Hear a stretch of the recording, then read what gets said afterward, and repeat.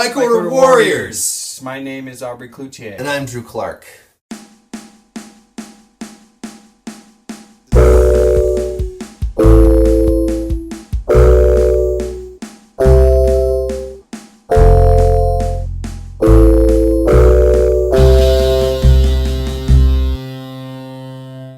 This episode, we go into equipment, the way we carry water that we need, recent tune-ups. Ever wonder what kind of bikes we ride? Well, you're going to find out. And where we go next. It's a Globe Vienna 2, which is made by Specialized, and I think it's 2010 model. It's a hybrid commuter bike.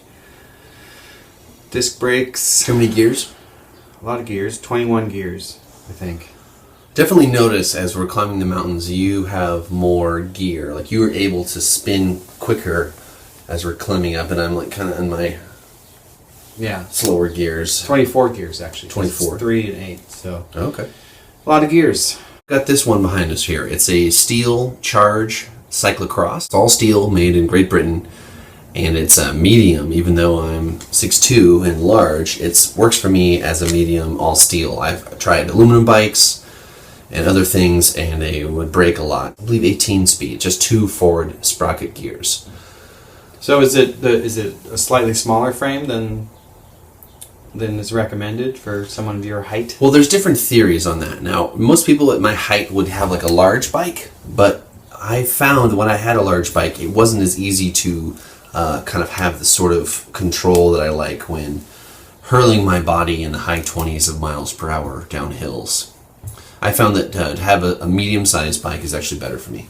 Equipment. So there's a metaphor that I like to use when packing up my panniers. Panniers, saddlebag. What's a pannier? Pannier is a saddlebag. It's just a bag that goes on the back of the bike.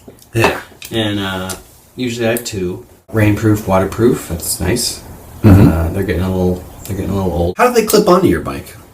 Well, there's 2 top clips and then a kind of one bottom clip, but the bottom clip isn't really clip. It doesn't snap in. So there's like a post, and then it just sort of rests against it. Right.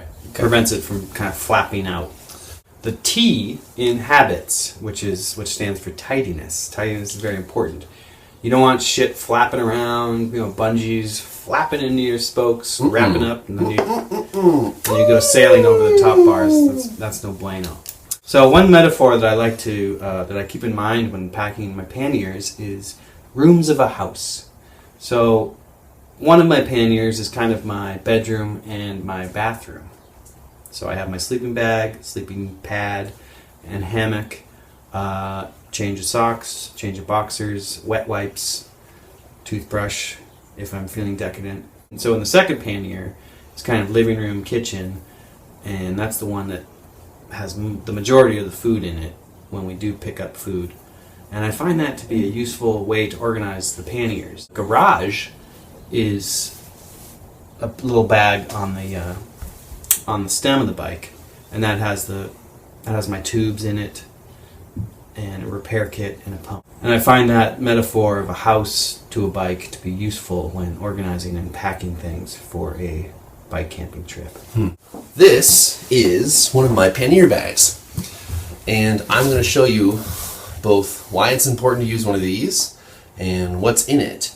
I've actually had it one time where I didn't have the clips in place, and I was riding home from our old job, and I was doing this turn, and it flipped out, and then went in and jammed into my wheel and threw me off of my bicycle into the street.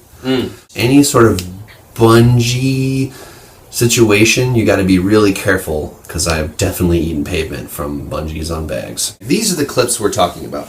How this generally goes is this little bottom clip is the clip we were talking about earlier. What it does is sort of slides onto a rail and then sort of holds it in place from swinging outward like this off of the bike. So it clips on, and here's a little handle. So you just lift up, slide it on, go down. Problematic canines. So would this be a bedroom pannier? This is my bedroom pannier, and how it goes, little clip up here, undo it, no big deal, turn it around, you have this little clip holding it in place, open that up, and then it unrolls. And the whole thing's sealed just by you rolling it together.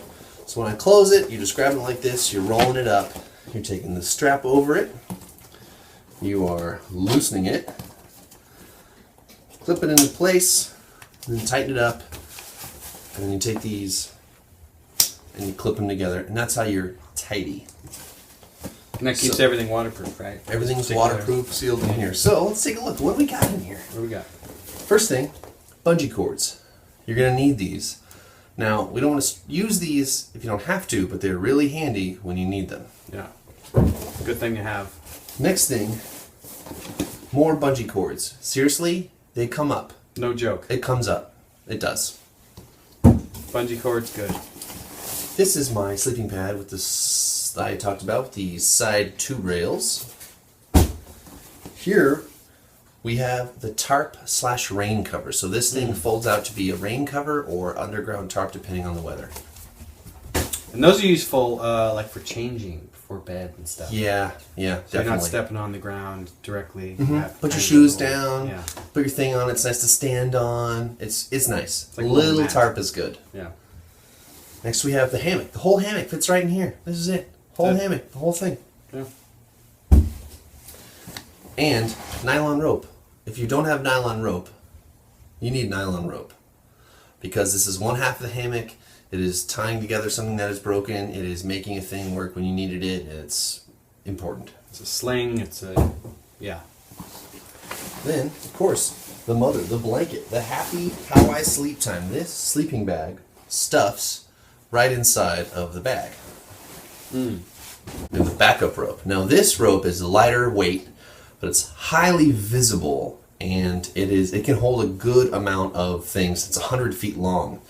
Sometimes we're setting up rain structures, sometimes we're setting up tarp, sometimes we're putting together a multiple, like slide each other's stuff, string. You never know what's going to happen. Ridge line. Yeah. And then this is a heavy, important piece. This is my ratchet strap. So what it does is it makes it so that I can control the tension of my hammock anywhere we are, and it's worth it to me to have this metal thing for the tool that it does. It holds my whole weight up. Yeah. Cool. How much do you think that weighs? You know, I think the whole thing altogether is probably under 20 pounds. I bet it's kind of in the 10-pound range, actually. Bedroom, living room, setup. Entertainment, clothing, food, tools for repair, other things, all in a separate bag from that. And I just have the 2 bags, and that's it. Bikorder Warriors. So I recently had a tune-up. Let's see, I got my bike in 2010, and I got my tune-up in 2016. So it's been it was 6 years of this bike without a tune-up. I need new front brake pads, new back brake pads. I needed a new front wheel and a new back tire and a new cassette. And if you get a new cassette, they recommend getting a new chain. So I got a new chain. Before, neither one of my wheels were trued. I had to press down maximum strength on the brakes to get it to brake. Probably around 4,000 miles on my bike. In those first 6 years of Those use. first 6 years of use. It's really quite a beautiful thing, and when you think about the bike, it's changed so little. You know, even over the past 100 years, the changes haven't been these sea changes, these massive changes of structure. The technology of the materials that are involved gets better. So I understand my dependence on concrete and using this form of bicycle, and I still think that it is one of the most efficient machines ever made. When bike camping, your water, bag, satchel, tubes, situation, it needs to be figured out, because sometimes you're going to go stretches of 20 or more miles, maybe even 30 or more miles when there isn't easy water access. There just aren't places to refill. There isn't that what's going on. Let's talk a little bit about what we do. In lieu of a bottle that straps onto your frame, we tend to use the sort of camelback solution. Camelback or Osprey. This is an Osprey. So this 3-layer one is pretty cool. And how I generally set it up is that this goes inside the frame of my bike. It slides into where the normal cup holder would be. And I take these bungee cords and I wrap it around the frame and strap it into place. Now, one of the really important tips is that when you're doing that, the bungee actually squeezes in the corners of the bag so your knees don't hit it. Again, tidiness. Very This important. cable runs through, comes around the handlebars, and then as I'm riding, It's generally like this. So it's strapped in down here. I got this up here, and I'm like, oh, hey, great. Yeah. Once we reach the campsite, we refill. Our next trip, we're going to be going to Brannan Island. From what I know, it's about 56 miles there. It's going to be about 1,600 feet elevation. So we're looking at basically an 8-hour day each way. 120 miles round trip. Fuck. No firewood sold at the campsite, and gathering firewood is prohibited. Yeah. So there's going to be some challenges. Yes. We might have our street team might meet us there.